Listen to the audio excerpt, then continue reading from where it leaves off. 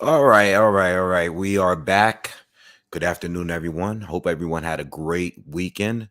Um, and shout out to everyone that was here this past weekend for the live commentary video that I did with Fury and Dillian White.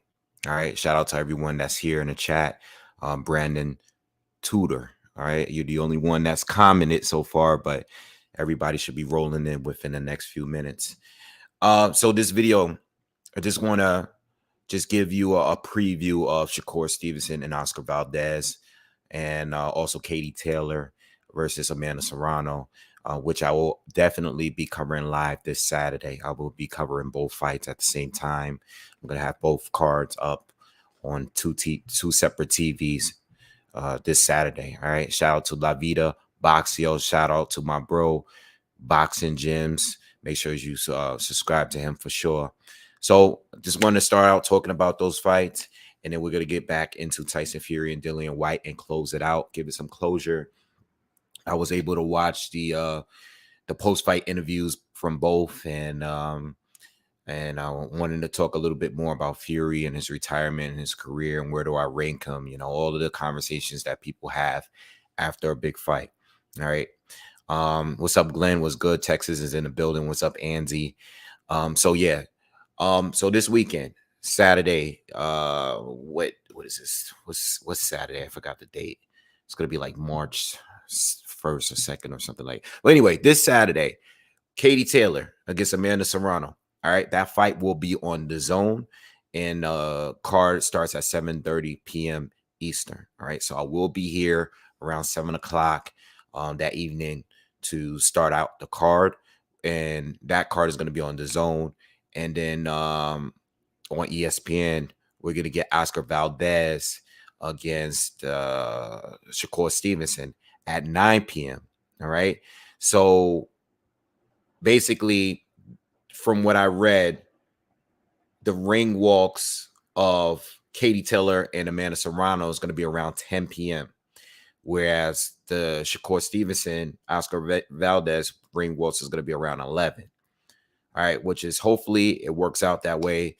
Hopefully I can get to cover both fights fully without any you know, interruptions or any, hopefully the fights don't overlap each other. You know what I'm saying? So, whatever happens before that, it's not a big deal. But as far as those two fights, hopefully they won't happen at the same time because, I want to really be able to cover both fights. I think the majority of you will probably just care more about the Valdez and Shakur Stevenson fight, which is cool. But Serrano and Taylor is one of the biggest female fights of all time. It's actually here in New York. I would have definitely went to the fight if I didn't want to see Shakur Stevenson, Oscar Valdez so bad. I mean, the winner of that fight is probably going to be in most people's pound for pound list. All right. So I'm going to cover both. So be here Saturday for sure. Definitely. I got nothing going on that day, and I should be here pretty early at 7 p.m. Eastern. All right. What's up, Finn in every way? Marvelous Williams, Riley Foster. So yeah, we got that fight this weekend. And so with Shakur and Oscar Valdez, I already gave you a breakdown. All right, that is done. I haven't done a breakdown yet for Katie Taylor and Amanda Serrano because I just needed some time to actually do some film study, and I haven't really done any of it. I did a little bit. I started last week, but I haven't done enough to give you a thorough breakdown. But Shakur Stevenson, Oscar Valdez is up. It's one of my most recent videos, so be sure to check that out. In that fight, I'm picking Shakur Stevenson to win. I think it's going to either be by a dominant decision or a stoppage based on just, not like a knockout, but like just off his dominance. I just think that either a towel was going to get thrown in, or they're going to quit in the corner, or the ref is going to jump in, step in, and stop the fight. And I'm more leaning to the ref stopping it. I don't think Valdez would want to quit. I don't think his corner will allow him to quit. But I expect Shakur to dominate the fight on points. I give Oscar a huge puncher's chance of winning the fight. It's not like I'm just totally dismissing him. He does have the power. but Shakur is probably one of the most slickest fighters in the game. Defensively, one of the most gifted fighters in the game, and offensively, he can literally fight any kind of style. I think he's just one of the most well-rounded fighters in the sport, period. Already at only 23 or 23 years old. I think he's 23 or 24 years old. He's already that good, and I expect him to dominate. I know Oscar is really, really good. I know he's really experienced and everything. I know they're starting to put out. They're doing the the promotions. They have the press conference out, or one of their interviews that they did together on the Top Rank YouTube channel. All right, I know there's an episode out already, basically like a all access type of thing or whatever they want to call it. But Oscar, very good fighter. It's just, I think Shakur has just about most of the advantages that you can have, outside of experience and power. Um, I'm giving Shakur the advantage, the clear, wide advantage. All right. But it should be a good fight. Again, a lot of people, the one comment that I'm receiving for the Oscar Valdez fans is, has Shakur's chin ever been tested? And just because you feel like it hasn't been tested doesn't mean that he's chinny. It doesn't mean that he doesn't have a chin. It just means that he doesn't get that hit that much, and he doesn't, he just doesn't get hit that much. So we don't know. But it doesn't automatically mean he's chinny. Just because he hasn't got hit, or if you feel he hasn't got tested by a puncher like a Valdez, doesn't necessarily mean that he's chinny and that Oscar Valdez that's just a guess. We've never seen him down. We've never seen him hurt badly. It's just an assumption, and I think a lot of people is riding off Oscar Valdez's power and nothing else, um, and again, also, no one's down in Valdez's power, but when we saw his last fight, didn't perform really well, was getting outboxed in there, and then even if you think he won the fight, there was a good 5 rounds, and I think he was down the first 5 rounds, where he was just getting outboxed. Okay, and the Burchell fight, you got to understand, yes, he didn't have knock out Burchell. I know he was super underdog. I didn't think he would beat Burchell, but you got to also remember that Burchell has very suspect defense. He walked into every punch that he caught to the face, and Shakur Stevenson is the complete opposite as far as styles are concerned. So I think people got to be aware of that. Again, Oscar might be able to catch him with a good shot and knock Shakur out, because maybe he is chinny. Maybe he doesn't have a chin. Maybe, I don't know. But that's just, we're all speculating. We don't know. We never seen him down. We never seen him hurt. Even when it comes to like a Devin Haney, I'll be a little bit more understanding of people saying that he's chinny, because we've seen him get rocked before. Never seen him down, but we've seen him hurt before, catch a good shot. So I guess with him, I guess you can make more of an argument. But even in that case, it's like, we can literally say that almost about everyone. Not everyone has a Canelo chin or a Golovkin chin or a Danny Garcia chin. There's many fighters that are chinny. Oscar Valdez, I've seen him get knocked down. I've seen him hurt, but I also seen him fight with a broken jaw. And this is why I don't expect his corner to quit. But I also think that it's possible that the ref can step in and say, this is enough. Jamel Herring was willing to fight and keep fighting against Shakur Stevenson. But the referee stepped in and stopped the fight because he felt like he was taking too much punishment without giving anything back in return. I think Oscar, the more, if he's willing to still come forward no matter what, I think his best bet is to continue coming forward. I think it's still a point. If there is a point where Shakur is coming forward and he's backing and he's the one that's chasing Oscar, I think that's a bad sign for Oscar. I think it's just a bad sign. I think if you have Shakur fight on his back foot, I think he throws less. I think he's more willing to take, set traps and throw some, pot shot a little bit more. just be more cautious when he's on the back foot. When he's coming forward and he's hunting you down like he did against Jamel Herring, I think that's a bad sign. I think that, he's basically in complete control. And he still have the ability to show and display great defense as he's hunting you down. And I don't think Oscar really want that, right? But yeah, I got Shakur, and I think I think he should be a favorite to win, even without the resume experience. I think he still has a lot of experience based on who he's fought up to this point, what he did as an amateur, as an Olympian, and who he has trained with. All right, he's trained with some of the best fighters in the world. All right, and it shows. All right, it definitely shows. All right. Let's see what let me read what some of y'all are saying. Yes, Riley, Katie Taylor, Amanda fight is already here, and that's going to be this weekend, this Saturday on the Zone. The Zone. All right. Corey says, I got Shakur by a wide margin, but wouldn't be surprised if the judges get generous with the cards to make it closer. And they might, But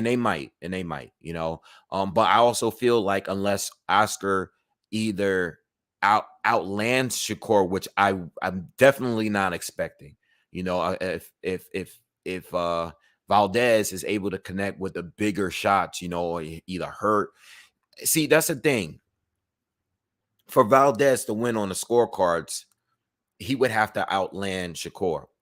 And you're talking about one of the young stars in boxing that hardly loses any rounds. So you would have to outland him or either hurt him or drop him, So that's where, even when it comes to the judges, is really tough. It's really tough. You know what I'm saying? Because the last fight against Robson Conceição, yeah, I don't know if that was a split decision win. Maybe it probably was unanimous. And I know there's a lot of people that thought Robson won the fight. Me personally, I didn't think it was a robbery. I think Robson might have edged it 7-5. But, it was a couple swing rounds in there. But regardless, I'm just looking at it from the sense that Shakur could do much more than him, I know neither one of those guys are really big punchers, but I think Shakur can do much more than what a Robson Conceição did. And not only that, but Robson doesn't have the conditioning, the endurance that Shakur Stevenson has. He's displayed in his career so far. All right, but you never know. You never know. We just got to wait and see. This is boxing at the end of the day. I've seen bigger upsets out there, but I'm not expecting one this Saturday because Shakur is such a defensively responsible fighter. All right. All right. So Riley says Oscar Valdez need like a Lara or Gary Russell in sparring. He ain't ready. Yeah, and even if you have those guys, it doesn't, it's good to prepare you. Definitely good to prepare for. I mean, I'm sure he's been in there with some good southpaws. We don't really know who he's sparring, who he's prepping with. But regardless, Shakur, even Lara, or even a Gary Russell, I think Shakur and his defense is just on another level. Lara had great defense. He's hard to hit, but a lot of his defense is based on his legs. When he was moving a lot early in his career, you notice how Lara's movement, a lot of his defense was based on his legs. Shakur, on the other hand, is a kind of guy that he got like crazy reflexes. I don't believe that Lara had a reflex or anything, or even Gary Russell. They don't have the reflexes that a Shakur has. I mean, his feet are quick, his hands are quick, his the way he moves his head is quick, his upper body, the way he can change levels, everything that he can do is quick throughout his whole body. I just think there's levels when it comes to the defense, and I think Shakur is already fighting like a vet in the game, when it comes to defense. Riley says Shakur steps up in the spotlight. Sai says Oscar's going to be bewildered in there. Riley says Burchell is flat-footed. Yeah, absolutely. Eric say, how's it going, BoxingWave? Everything is good. I took a break. I wanted to do this video yesterday, but I took a break from the channel yesterday. Just wanted to relax. Was very active, been very active the last couple of weeks, but everything is good. I can't complain. All right. Linking Clay, chins are purely genetics. Unfortunately, you can be the toughest guy on the planet and still have a terrible chin. Yeah, and it's not all genetics. It really depends on how you train, at least, well, maybe not your chin, but at least with your neck, and your upper body strength, your core. I think, your legs, a lot of things can affect your chin. But yeah, I mean, some guys just don't have a good chin, no matter what they train, how they train. Some guys just got better chins than others. Some guys can see the punches coming better, so they know how to take the punch when they can see it. And some guys, just like you said, genetically have a great. They're solid. They're tough. They can take a punch. They can take a hit, and it is what it is. But with Shakur, we don't know. I know with Oscar, we do know because I watched him fight with a broken jaw. I've seen him get down and get back up and win fights. So I know Oscar has definitely been tested. He's definitely been tested when it comes to getting chin checked. Shakur hasn't, but that's because his defense is so good. That doesn't automatically, again, it doesn't automatically mean that he doesn't have one. Floyd was a guy that didn't get hit much, but when he did get hit, he never got dropped. Officially, he never got dropped. Shane hurt him a couple times, and I mean, he's been hit. He's been hit by a lot of guys, but he had a good chin. Shakur already, at least at his age, he's a better defender than Floyd was when Floyd was the same age. Floyd was another guy. It was a guy that was more willing to fight, to let his hands go and try to stop. We're talking about Pretty Boy. He had more stoppages early in his career. And Shakur, to me, he already reminds me of Money May, All right. War Usyk says 130. That's Loma's division. He'll make you no mas. I mean, 130 was Loma's division, but his most successful division is at 135 because that's where he unified and collected 3 titles. I say Loma was 130 was a pit stop for Loma. 126 and 135 is where he did the most work in his careers. All right. All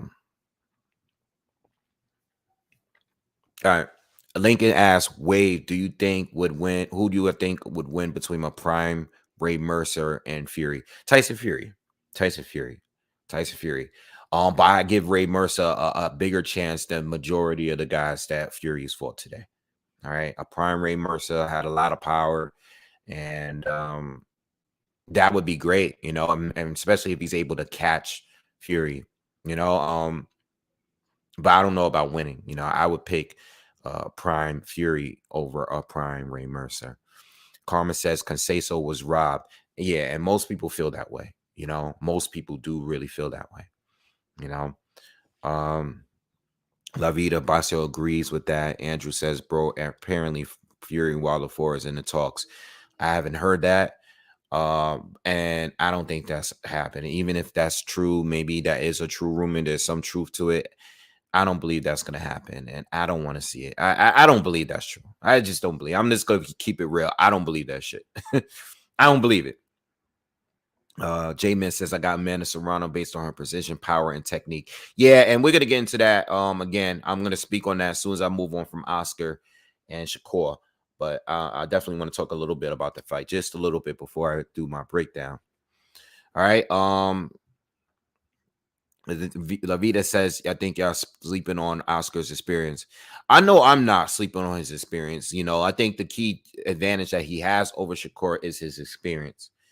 All right. But Oscar hasn't fought anyone like Shakur. He hasn't fought anyone like Shakur. I understand that Shakur hasn't fought anyone that's as good as Oscar professionally. But I think Oscar's style is no real uniqueness to his style. I think he's a very good boxer, and I think he's pretty balanced as a boxer.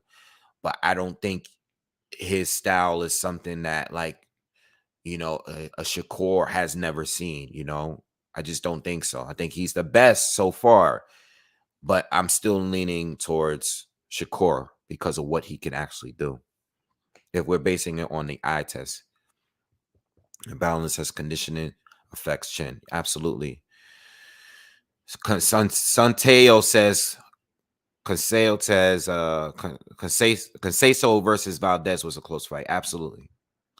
All right, so look, let's talk a little bit more.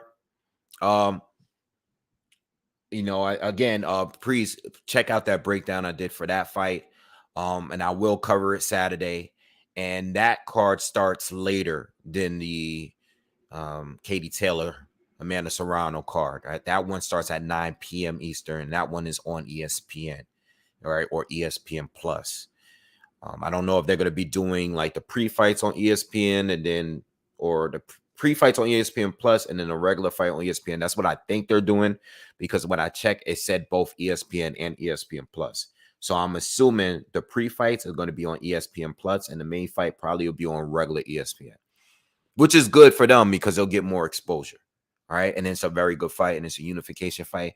And to me, it really will show us who's the best at 130. You know, I mean, of course, we would love to get Undisputed, but these two are the top two fighters in the division by far. All right. So, with that being said, Katie Taylor, Amanda Serrano. All right. So, the thing about this fight, Katie's the one that's going to be defending her titles. Right. This fight is going to be at lightweight. Katie's pretty much has been a lightweight her whole career. Right. Pretty much almost every fight except like a couple. I believe a couple might have been one. I think one fight she won a super lightweight, a title up there. But outside of that, she's been, undisputed, defending her titles against some of the best at lightweight, very competitive division, and she's been fighting the best, and Amanda Serrano, who's been around a lot longer, has bounced around her career. She's fought up to, super lightweight, and she's fought at lightweight. She's fought at featherweight, won titles in all of these divisions, super bantamweight. She's been around. She's even fought at flyweight.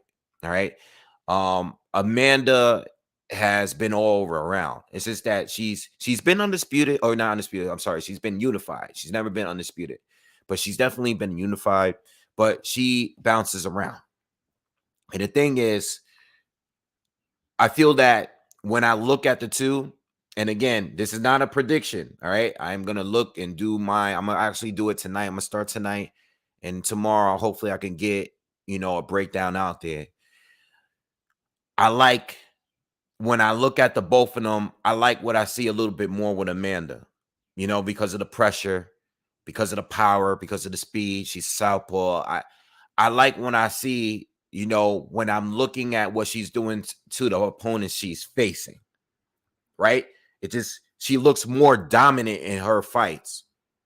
So if you don't know neither one of them, if you haven't really followed neither one of them throughout their careers, you might look at both and watch a few fights and say Amanda is better because Amanda has just been more dominant in her performance.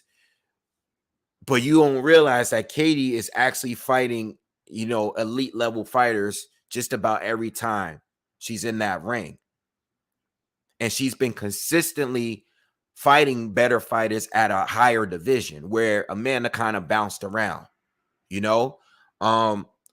So with that, and I believe that's the main argument. The few conversations that I had with people about this fight was mainly like, okay, Amanda, you might say that she's the most decorated or she's more decorated because she's won titles in several different divisions.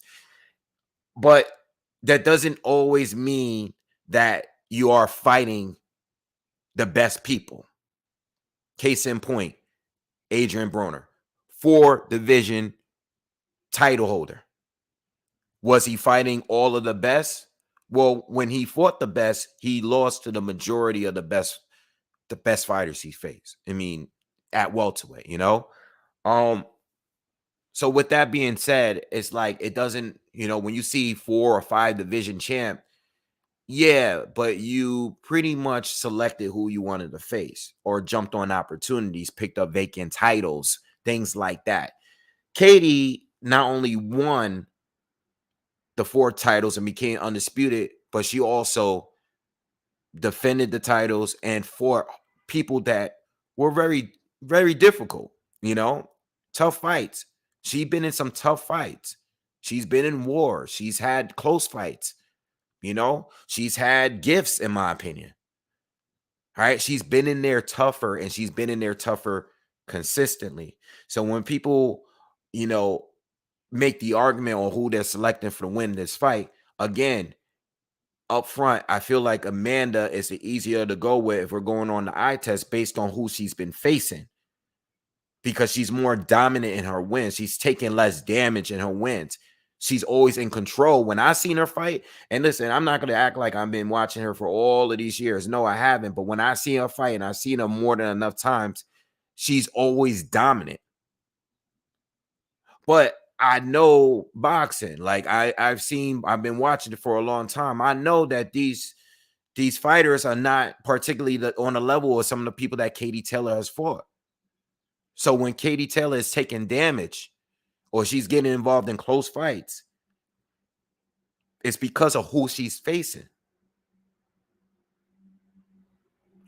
Serrano, there's nobody on her resume. I don't believe there's anyone there that's as good as Katie Taylor or close to it. So with that being said, 2 different styles. You got an orthodox fighter against a southpaw. One that is a pretty aggressive fighter. Thinks Katie's a little bit on the slicker side, moves a lot more, counters. But Serrano could do that too, I mean, she can really do anything too, she can fight on her back foot, she could do whatever. It's going to be a close one, I can't wait to really I'm gonna do this breakdown. I'm gonna do my film study tonight. I want to get it done because I want this breakdown out by, I actually wanted it out by like today, but I'm gonna try to get it out by tomorrow. All right. But I'm gonna do some film study, some more, and then come with a final determination on what what I think is how the fight is gonna go. But it's this weekend. It's a 7:30 card, starts on the Zone, and their ring walkout is at 10. Again, I will be covering both fights. If you're just joining us, and please smash that like button, hit that thumbs up if you haven't already. We got about 60 people in here. Let's get to 60 likes. All right. Everyone hits that thumbs up. Share the video if you could. Subscribe to the channel if you're new. But I will have that breakdown done by tomorrow, the latest. And again, I'm still on the fence on how I think the fight is gonna go. All right. So let's move on. Let's talk Tyson Fury and Dillian Whyte. And I think, I want to just give this all some closure. All right. Dillian Whyte, let's start with him because, after the loss, we didn't really, we didn't hear from him. He left the ring. He, didn't do any post-fight interviews the night of the fight. I don't believe he did. But I did hear an interview today, and I did watch, I believe it was a Sky Sports interview, right? And he basically was saying, like, him being pushed to the ground and hitting his head on the mat affected the damage that was done from that uppercut. He said, like, look, I got caught, but Tyson Fury illegally pushed me. It made me land on the back of my head, which caused more damage because of him hitting the back, hitting the ring. And it was not just based on the uppercut, and a couple of people hit me up, left comments talking about the excuses Dillian Whyte made in this loss. And I went back and watched the fight, not the whole fight, but just that round. And I didn't want to rewatch the fight. I thought about rewatching the fight today before I did this video, but I did not enjoy the fight, to be honest. It's just an ugly fight. Fury deserves full credit for what he did because he clearly won the fight, but it wasn't a good fight. Like, it wasn't an entertaining fight. Actually was a little disappointed of how the fight went, but I saw the knockout, And, I slowed it down and I watched it very slow. There was a push off, okay, after the hit, but the hit connected and and Dillian was going down. But the push off definitely made Dillian fall back. But when Dillian fall back, the thing is, he didn't fall back straight down where his head was hit. No, he fell back, landed on his butt, and then laid back. Like his back touched the mat before his head touched it. I've seen guys fall straight on their back and their head bounce off the mat. I've seen it plenty of times. That is not what happened in that fight. So, yes, was there a push? Absolutely. But the way Dillian landed flat on his back. He landed on his behind first, and then he laid down as he was knocked out. Try to get up. He thinks the ref should have gave him an opportunity. Dillian Whyte stood up and then almost fell over. Ref caught him, waved it off. I thought it was a great stoppage. There's no dispute in that stoppage, in my opinion.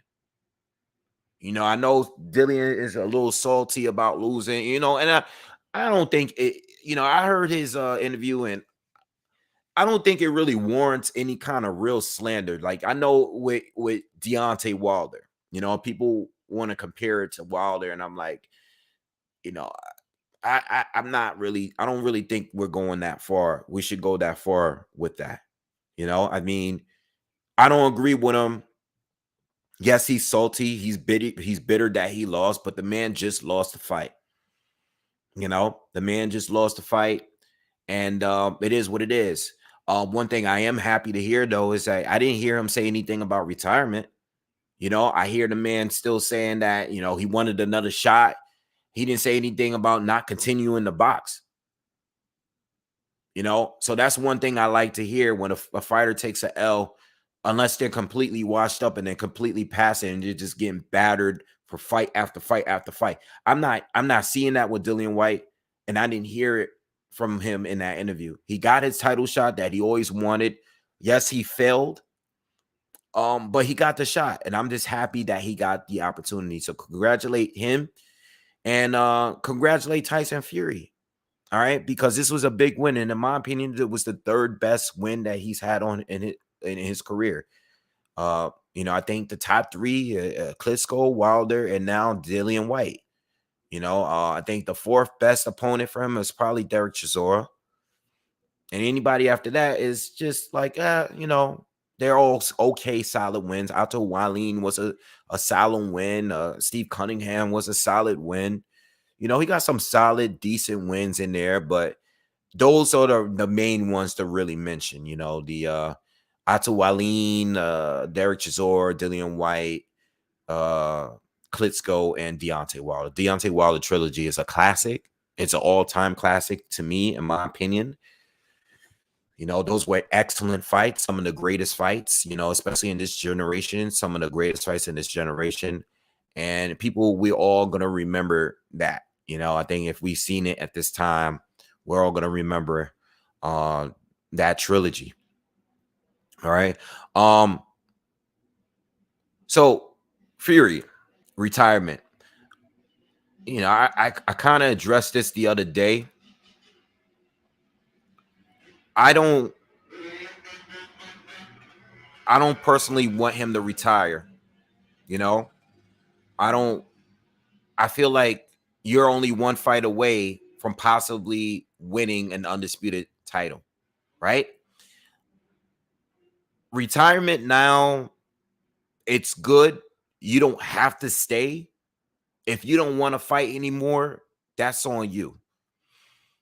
But as far as legacy, and this is the thing, and a lot of his fans are hyped up right now. It is what it is. His fans are hyped up.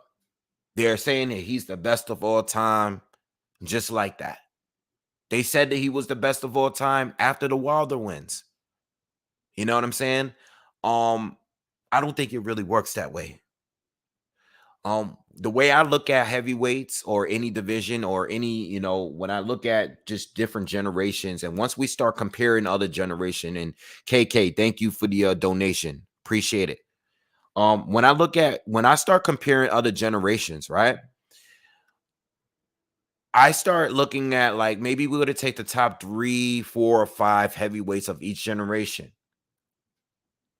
I think we look at these fighters and say, all right, well, these are the 4 or 5 guys that I think can compete in any generation. Whereas when I say compete, I don't mean that they beat everyone from a different generation. I mean that they at least should be in the ring. They deserve to at least share the ring with some of these fighters. So when I look at this generation, I think of Fury. I think of Wilder. I think of AJ. Uh, I think of Usyk. I think these guys could at least compete with anybody from any other generation. Now, whether or not they are successful, like if we take the elite from each generation, like if we look at the last generation, right? Like the post Lennox Lewis generation, we take the Klitschko brothers, the both of them. You know, we might take a Povetkin. We might take who else was right? That's like one of my probably of my least favorite generations is that generation. Not too many great fighters, but you know, if you put Povetkin in there, you put both of the Klitschko brothers. Who else did I like in the 2000s? Chris Bird was really, really good. All right, so I'm gonna just leave it at that. I'm just trying to make a point here, right? And then we know who's in the generation before that. You know, you got Tyson, you got Holyfield, you got Bo, you got Lennox, you know, you got all those guys, right? From that previous, you know, I mean, you might even want to slip George Foreman in there.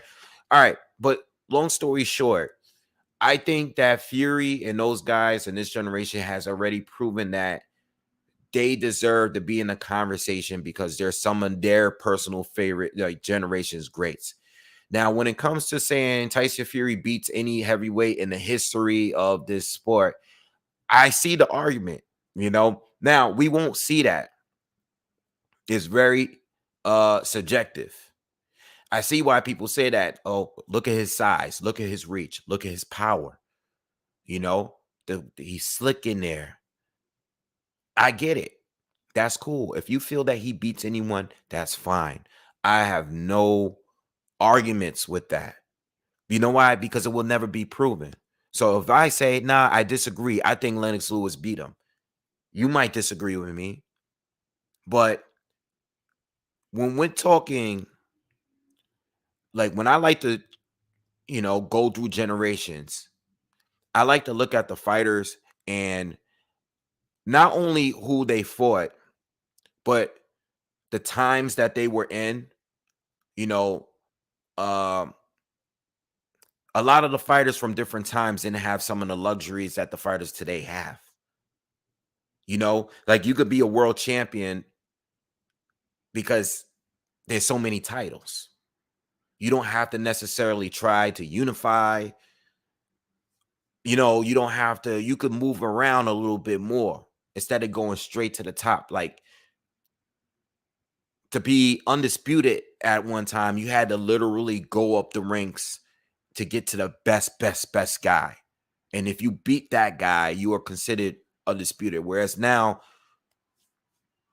you can maneuver around a little bit. Not only that, but you know, I think it's kind of disrespectful to just come out and say like Fury came so much because he retired and he gained weight and he was on drugs. I'm not saying that that's nothing.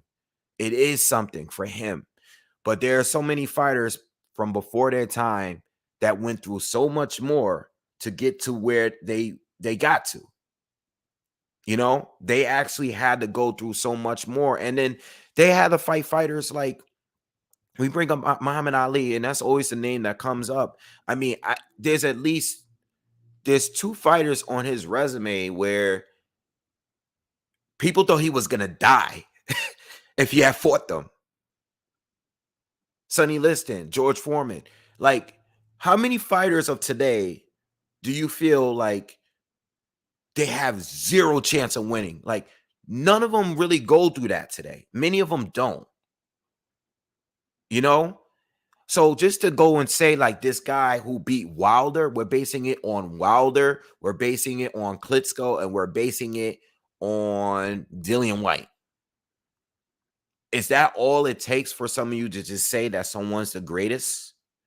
Now, if you think he's the greatest because of the eye test and his boxing abilities, that's cool. But how do we just jump and say, like, all right, look at what all of these other guys had to go through? I mean, they all went through losses. They all went through hardships. They all went and did so many things, you know, from Jack Johnson to Joe Lewis to Rocky Marciano, you know, I mean, we can just keep naming guys. Joe Frazier, Larry Holmes. There's a lot of really good fighters. And you know what? A lot of these fighters that I'm naming, I think are better than, Larry Holmes is one of my personal favorite heavyweights to watch. He was just so quick. He had a great jab. He had good power. He was an asshole, but he was entertaining to me. And I think Larry Holmes would beat all of these guys. I just personally do. Now, I think Fury would probably be the hardest one to beat. But I think I think that's the only person of this generation where I say, like, I don't know if Larry Holmes could beat this guy. I think Tyson Fury's the only one that I'm like, all right, I can see it go either way. I think Larry Holmes beat Joshua. I think he would knock Joshua out. And I love Anthony Joshua is my favorite one out of all of the new guys. Same thing with Deontay Wilder. I think Larry Holmes would destroy Deontay Wilder. I don't think it would have been nearly as competitive as it was with Tyson Fury. And I understand with Fury in the first fight, he wasn't ready. I heard his press conference was really good. I listened to the whole thing. It was like a 30-minute interview, and it was clear that he wasn't ready for Wilder in that first fight back. But you know what?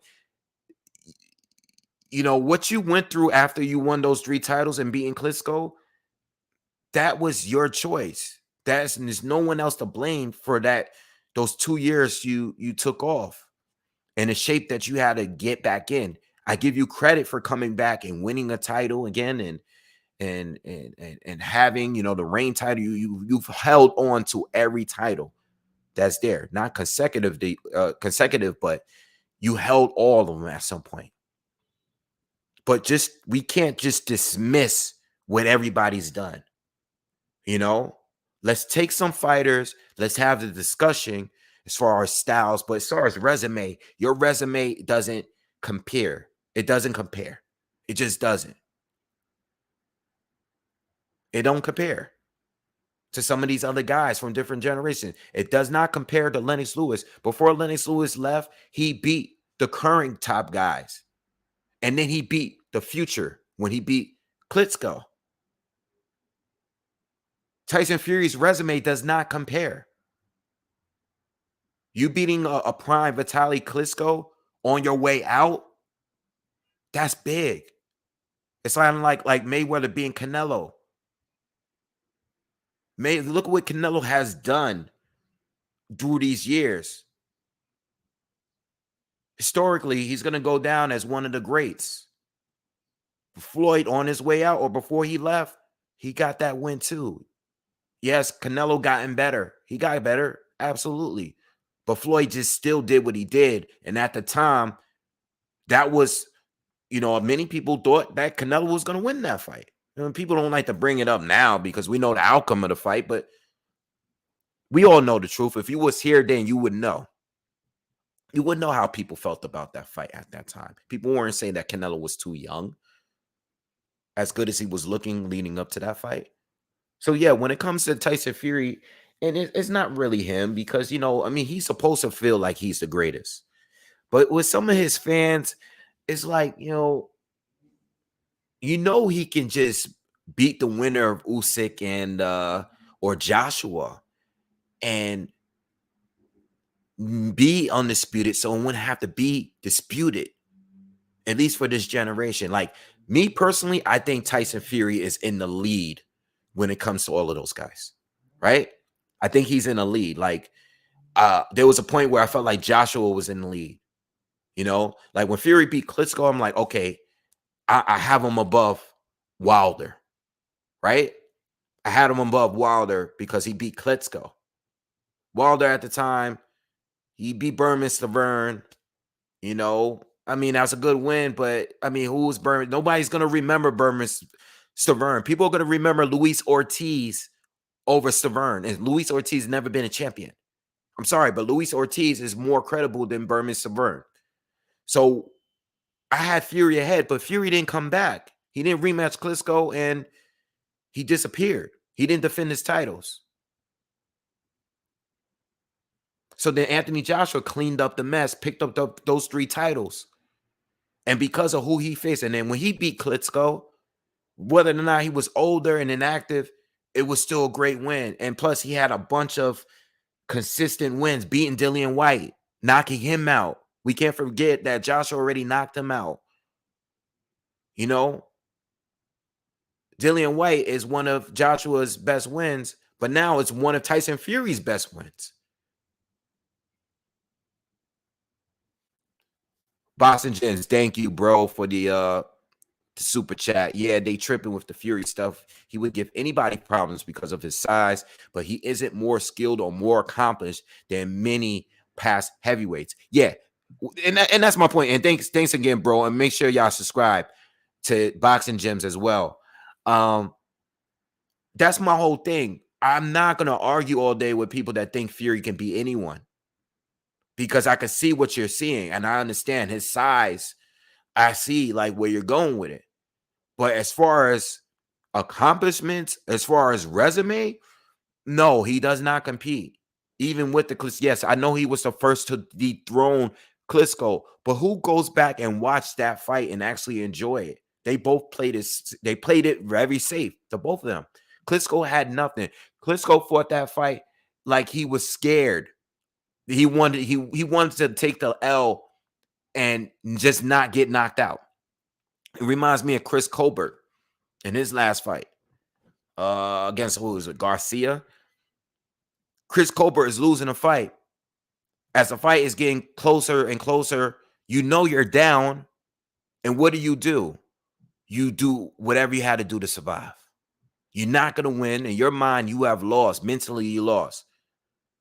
So I'm going to play it safe and just, go to a decision and lose the fight, but not get knocked out. That's what I saw in the Klitschko fight. Now, when he fought Joshua, it was a completely different fight. It's a completely different fight. Klitschko didn't fight like someone that was worried about getting knocked out. Even though he was fighting the puncher. He was fighting a bigger puncher at that time in Joshua. But he brought the fight to Anthony Joshua from the opening bell. Different fight. Even got dropped, came back, dropped Joshua back. You know what I'm saying? But, overall, like Fury, I'm not taking anything away from him, because I already acknowledge, and I have been for years, that he is going to be one of the toughest guys. You stick him in with the all-stars of every generation, right? You stick him in there with the top 4 or 5 heavyweights from each generation. He will compete. He will beat a lot of these guys, but he's going to take his L's too. You think he gets in there with all of them and beats them all? Absolutely not. People are going to take these other fighters from the other generations, and it's going to take a, yes, he's big, but he's not quicker than a lot of guys. He ain't going to outwork some of these other guys. Some of these other guys are going to take his power better. Some of these guys are going to throw more punches than him. Some of them are going to be slicker than him. Everybody's saying he's slick. He's doing all of this stuff. Yes, he is for his size. But having a jab at one point for heavyweights was the first thing that they all had. They all had it. Bo had it. Larry Holmes had it. Lennox Lewis had it. They all had a jab. With the heavyweights of today, some of them have it, some of them don't have it. Some of them, the advantage that most heavyweights today have is size, because most of them, half of them are above 6'5", or at least 6'4" and up. Like Usyk, for example. Usyk, who, was a career cruiser. who's fighting as a heavyweight now, he was the size right now of a lot of these heavyweights from 2 generations ago and even earlier than that. You know what I'm saying? Like, when you think of Chris Bird wasn't a big heavyweight. When you think of the guys in the 90s, I mean, Holyfield was big, but he wasn't the biggest. Some of those guys were huge. All right, most of the top guys were huge. Tyson was always short, was stocky, and his athleticism made up for the lack of height and reach and just overall size. But when you go before that, most of the guys, Spanks wasn't huge. Most of the guys weren't that big. Usyk was probably like the size or the same size or bigger than a lot of the guys, especially when you go back to the older fighters, when we talked about Joe Louis and, all of those guys I named earlier, the further we go back, the smaller they're going to be. But when I'm thinking best of all time, I'm thinking of who you beat in your era. Did you beat the best fighters of your time? And then not only that, but the circumstances that you were in.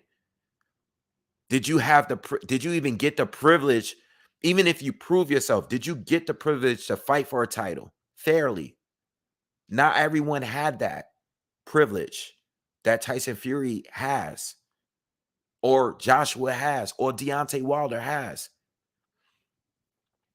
And I'm not poking fun or poking at, and JC, thank you for the donation, man. Could Ali beat Fury? Well, I'll say this. Ali has a better chance of beating Fury than the people that Fury beat. You know what I'm saying? I think Wilder had the puncher's chance for sure. Clearly, he knocked down Fury 4 times, and the athleticism. What's his name? Who else he fought? Klitschko. Klitschko just didn't show up. I'm just gonna call it what it is. Klitschko is an ATG. He's an ATG, but he didn't show up that fight. Ali, if we're gonna take prime Ali, all right, before those 3 years he took off, if we bring up prime Ali, as small as he was, all right, I think he was way more athletic than Tyson Fury. I mean, he's smaller, he was quicker. He can do everything Fury can do, but better, in my opinion. The advantage that Fury had is his size. His size. All right? His size. But Ali can literally do everything that Fury can do. You know what I'm saying? So, who would win that fight? I really don't know. Because I don't know how Ali is going to be able to deal with Fury's size. And when I say Fury size, yeah, George Foreman was bigger. He was huge at that time. He was huge and powerful in it. But George Foreman isn't Tyson Fury. You know what I'm saying? Fury's going to have a completely different approach than what Fury has. So I can see the argument going both ways. Can he beat Ali? I don't know. I really don't know. Can he beat Ali? Can he beat all of these guys? Can he beat all of them? I don't know. I don't know. Ali was really, really, really good, man. And I think as far as talent, I think he was better. I don't know how he would deal with Fury's size. And same with the rest of the guys I name. I don't know. I think Riddick Bowe would beat Deontay Wilder and Anthony Joshua and Usyk. I believe that. I think Bowe would beat Usyk at heavyweight. I think he beats Wilder. I think he beats Joshua. Those guys might be taller or bigger and stuff like that. I think Riddick Bowe in his prime beats those guys. And Bowe ducked Lennox Lewis. And I think the same with Lennox Lewis. In fact, I think with Lennox Lewis, again, Lennox is going to take his L's. He's taking his L's. But if we put all of these fighters together, right, none of them come out undefeated to me. You put them all together and you mash them up together in their primes, all of them take their L to who I don't know. Evander is going to get his wins.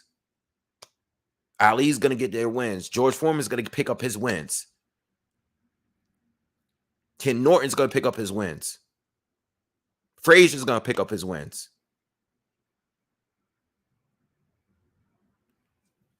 Klitschko's going to pick up his wins. Both of them. They're going to get their wins. They're going to get off. But Tyson Fury right now is number one. But we need Undisputed. We need it. And I don't believe he's going to retire. You know, I think it's I think he's not. I don't think he's going to retire. I think he might feel that way right now. I think he feels that way right now. I think after the Joshua Usyk fight is over, we're going to revisit this conversation. Offers are going to be made. This fight, well, the fight with Joshua is by far worth over $100 million. If Joshua is to beat Usyk in this rematch, Fury versus Joshua is worth over $100 million. Clearly, if Joshua can fill up Wembley, and if Fury can fill up, his proven that they both can fill up Wembley, and they get together and they fight, it's over $100 million. It's huge. It's probably not going to be in Wembley, to be honest. It's not going to be in Vegas. It's probably going to be the Saudis. That's just going to be in Saudi Arabia. You know what I'm saying? That's a big money fight. You think if Tyson Fury has the opportunity to not just be undisputed, but make that kind of money in the fight? I know. Sorry for the background noise. I know he says it's not all about the money. I know he says that, right? But let's be real, bro. That's a lot of money on top of the opportunity to be undisputed. You know what I'm saying? So we can stop having these silly arguments about who's the best or whatnot. Again, you know, Wilder, Joshua. You know what? If they don't fight each other, and I know that Joshua and I know Wilder and Fury fought each other, but it doesn't tell the complete story on who's the best. And you can't dismiss Usyk out of there because he's not a career heavyweight. Because no one's beat him. And I actually personally, I like the fight with Fury and Usyk, and I like the fight with Fury and Joshua. And I still want to see Joshua and Wilder more than anything. I don't think we gotten enough. I think we are still, I think everything is still incomplete to me. I didn't like when Andre Ward left the game and didn't fight Adonis Stevenson. You're one fight away. You know, now, do I think he was the best? Yes, I personally think he's the best. He was the best when he left at light heavy. You know, he was the best at super middle, and then he was the best at light heavy. But you didn't fight Adonis Stevenson. For whatever reason, you left. And now I'm going to feel the same way about Fury leaving. You know, you leave. Let's just say he leaves. Let's just look at this scenario. Right? Let's look at this scenario. Let's say Joshua beats Usyk, right? And then Joshua fights Wilder, and Joshua beats Wilder. JC, and thank you for the donations again. I didn't ignore you. Thank you for the donation. Let's just say Joshua beats Usyk in a rematch and then beats Wilder. Let's just say, you know what? These guys finally come together and they're gonna fight. We'll be back to making an argument about who's better between Fury and Joshua because they didn't fight each other. Or let's just say Usyk beats Joshua, and it's not going to happen, but just random, let's say Wilder says, you know what? I'm going to get a piece of this guy. I'm going to fight Usyk. And let's say Usyk beats him too. So now Usyk got wins over Joshua and Wilder. Now I know Fury got wins over Klitschko and Wilder, but it's still a toss-up. It's this fight with Dillian Whyte does not seal the deal, because in my opinion, Dillian Whyte does not compete with these other people I was just naming in other generations. He doesn't compete. He's one of the top guys of today, right? Luis Ortiz is one of the top guys of today, right? Kind of, but there's levels. I think Wilder, Joshua, Fury, and Usyk is clearly on a different level than everybody else.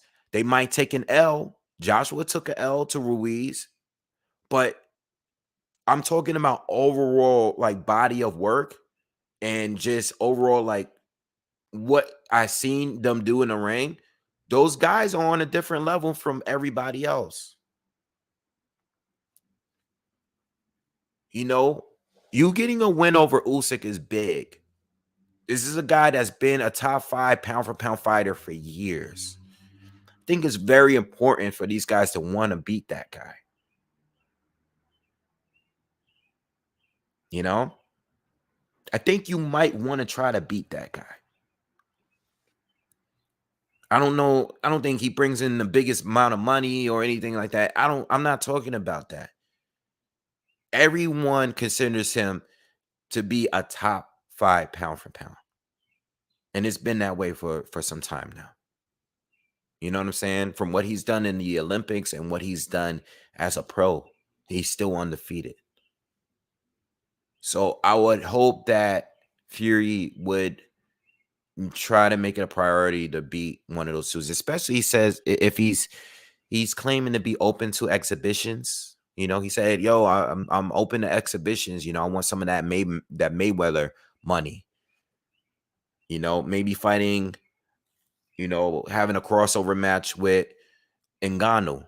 He said he's open to do that. He said it and after the fight, and he said it at the press conference. He's open to exhibitions. He's open to fighting Ngannou. You know, I don't think we've seen them. I don't think it's it for Fury. You know, I just don't believe that. All right. But yo, I respect Fury, and I personally believe that he's the best right now. Right now. Hopefully Wilder hasn't retired. If he isn't going to retire, hopefully he gets back in the ring soon. I think the fight with Joshua will always be a big money fight, no matter what. You know, even if Joshua loses to Usyk again, people still want to see that. I went to get a barbershop. I went to a barbershop today, and me and my barber was talking about boxing, and he's saying he still want to see Joshua and Wilder fight, and plenty of us want to see it because we went so many years arguing about it. How do we just not get it? And I'm sure a lot of the fans in the UK want to see Fury and Joshua. You know, I think Usyk is a really big threat. Well, Usyk is more of a threat than Dillian Whyte. And I'm not saying that now because of the fight. I'm saying in general, Usyk is a bigger threat than Dillian Whyte. All right. He just is. He just is. Dillian Whyte is bigger, probably punches harder, stronger. That's where the comparison's in. Usyk is better than in every other way. All right. Let me read some of these comments, man. I know you guys been dropping a lot. I'm gonna go back just a little bit. Make sure, and by the way, please, let's get to 100 likes, man. Hit that thumbs up, man. Share the video. Subscribe to the channel if you're new. All right. That says he couldn't walk straight when he got up. Yeah, you talking about Dillian Whyte. Yeah, I think that was a good stoppage. Usyk is considered small, and he's like 6'3". Exactly. You know, shout out to La Vida Boxio. All right. Legend of All Sheep says, it shows how the disrespect sport of boxing is in general, because networks never play tribute to 98% of the fighters that came before or go over the history because the people will question a better era. Yeah, and you know what? They do it to market the fighter. You know, and when they do, bring up people from the past, they're trying to market the fighter like Wilder and the consecutive knockout or consecutive heavyweight defenses and tying Ali and stuff. And we all know that it's about quality. You know, I mean, the number, yes, the number 10 or whatever amount is good. But when we start comparing quality, it's a different conversation. This is what I was just saying about Tyson Fury. Fury got 3 good wins, really good wins. Klitschko, Whyte, and Wilder. You know, Klitschko, Whyte, and Wilder. Klitschko already proven that he was going to be an ATG because him and his brother ran this division for years. So that was an excellent win.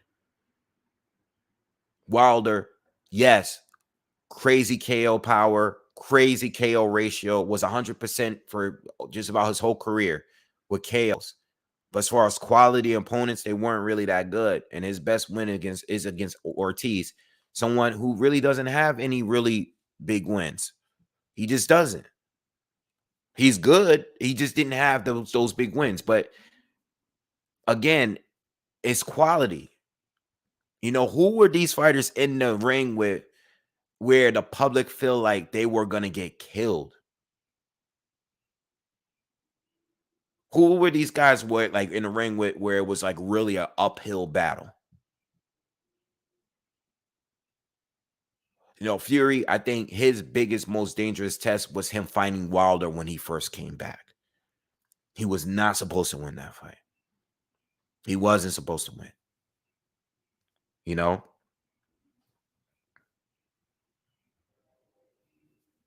But everybody gets hyped up after a big win. And that's why I'm not really tripping off of it that much. Ward Usyk says Joshua step aside, Usyk coming to Wembley. I mean, that's not going to happen, but Burt Wood says best corner is overlooked. Sugar Hill, best he adjusts. Yeah, Sugar Hill has done done a tremendous job with Tyson Fury. Super Funk Master says Usyk is never going to be the same after the war. We'll see. We'll see. He did lose a lot of weight, but we'll see.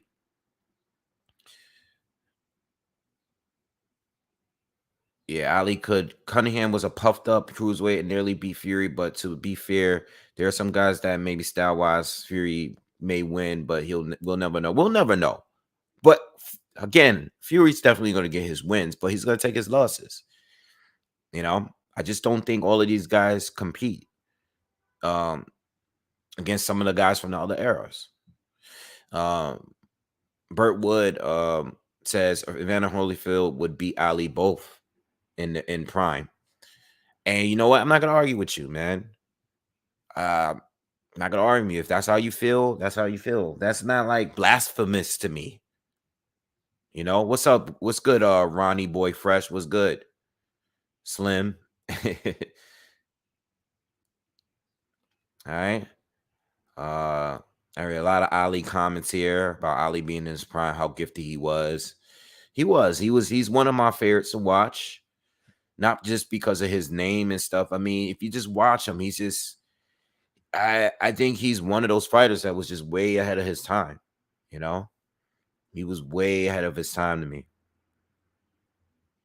and he's a heavy influencer. You know.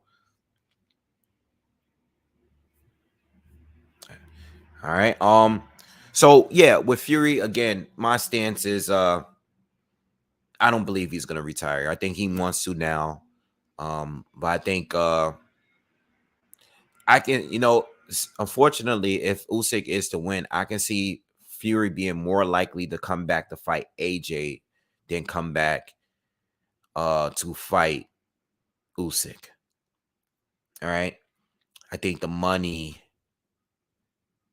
would be more worth it against AJ, where he can say, all right, I'll come back. Whereas in Usyk, I don't think Fury has any real interest of fighting Usyk. I think as far as talent, I think Usyk is more talented than Joshua. If they were to equal size, I think Joshua having a size advantage is part of the reason why I thought I favored him to win. But I knew that Usyk was more skilled than Joshua.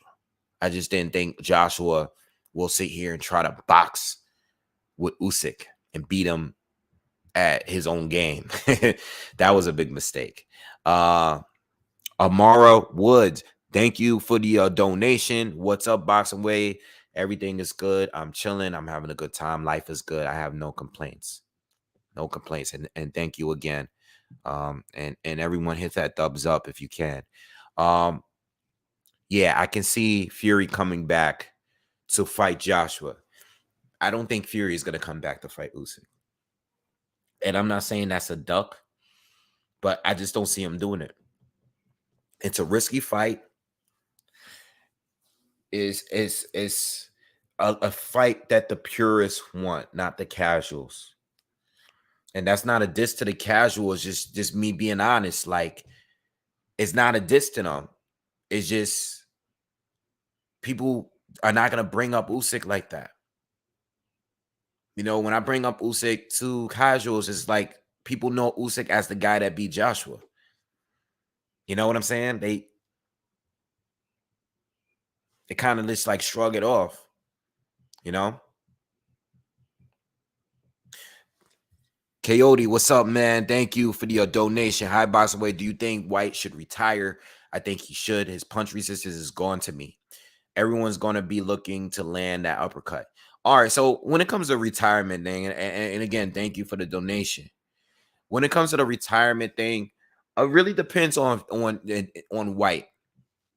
Like, I don't go hard at fighters that want to retire if they don't have the desire to want to keep fighting. I think Dillian Whyte can still make a lot of money. You know, I don't like, you know, I keep bringing up Gamboa because he's a recent fighter that's way past it. That's just getting beat up every time he steps into the ring. Dillian Whyte is not washed up. But I still feel that he can fight on a high level. But I think his chances of being a champion, we're past that. I just was not impressed with his performance. But I also got to look at the fact that he fought Tyson Fury. But he did look slow to me in there. He looked slow. And I think when it comes to his chin, I don't think it's not that I think he has a bad chin. I think is that I think guys just know how to beat him. You know, these fighters know how to beat him. You know, Fury knocked him out in a similar fashion that Povetkin did. But we can't just dismiss what he was doing against Povetkin before that knockout, or dismiss what he did to Povetkin in a rematch. You know, so me personally, I would still like to see him fight. You know, if there's a point where I feel like, nah, Dillian Whyte, his time is over. It's over. You know, if you're beating guys that I think what I thought years back that you would have beaten, if you're losing to, if you're losing the guys that at one point in your career you would have washed them up, then it's time to go. You know, but I wouldn't want him to retire just yet. You know, look. I still want Dillian Whyte to fight Deontay Wilder. Like, listen, if Wilder wants to come back and get a little bit of piece of this Usyk and Joshua action, and he wants to have a fight beforehand, fight Dillian Whyte right now. We're still waiting to see if Wilder is going to return. But if he's going to return and he's open to fighting someone that is not a PBC fighter, fight Dillian Whyte. You know, take that fight. You both were WBC guys that were supposed to fight each other, and you both lost to Tyson Fury. You both got knocked out by Tyson Fury. So you know what? Fight each other. You know? I think Wilder should warm up before fighting a Joshua. You know, and even if Joshua loses to Usyk, fight Deontay Wilder. You know? Or maybe you never know. Maybe Joshua fights Dillian Whyte in a rematch. You never know. You never know. There's so many options out there.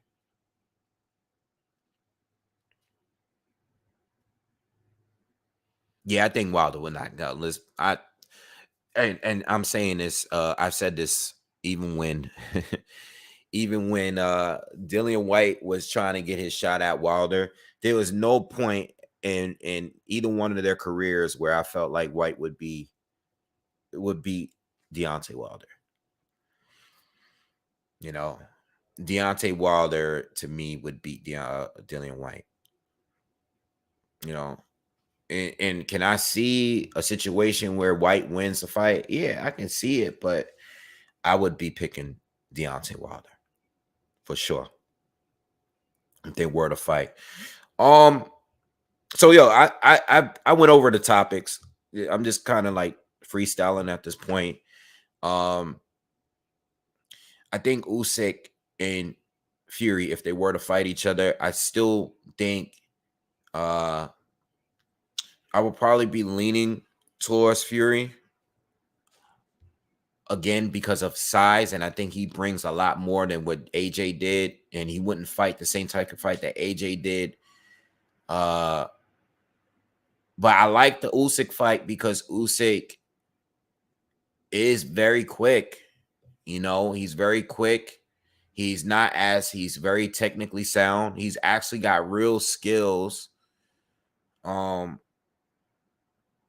I would love to see him fight Tyson Fury, man. You know, he's not going to just stand there and get hit. He's going to slip the shots and counter Fury, you know. And how many fighters have we seen really attack Fury in such a way where they're countering him? And, you know, we see Altawali do good early in their fight. I think Usyk would do much more against Wilder. Not Wilder, but against Fury. You know, I don't think he would get dropped. See, this is why I think Usyk, and this is the way I look at it. I think Usyk is dangerous for Fury when it comes to a fight that can go to a decision. I think if Fury can't stop Usyk, I think he's gonna have a hard time winning on points. All right. Um, I think Wilder, the danger was him getting knocked out, right? But I didn't think Wilder would beat Fury on points. It was more about Wilder and the dangers of getting clipped with a right hand. Usyk is different though. I think Usyk is a guy that's going to be hard to beat on points for anybody, right? So that's why I want to see that fight. Also want to see the Joshua fight because I think he brings more than Whyte and Wilder. You know, um, I think Wilder is definitely quicker than Joshua, and I think he can, you know, do more damage with that one right hand punch for sure. But I think Joshua has power in both hands. He boxes well. He's big, so he can't really just get bullied with size. I think they all have bring some sort of different danger to me, and this is why I think Fury should at least fight the winner of this fight, this Usyk Joshua. At the very least, you know, I would love to see him fight both, but I think at the very least, he should fight the winner. You know, um, yeah. Joseph Parker is going to be fighting Joe Joyce. That's a really hard fight to call because I like Parker's chances over Dubois. I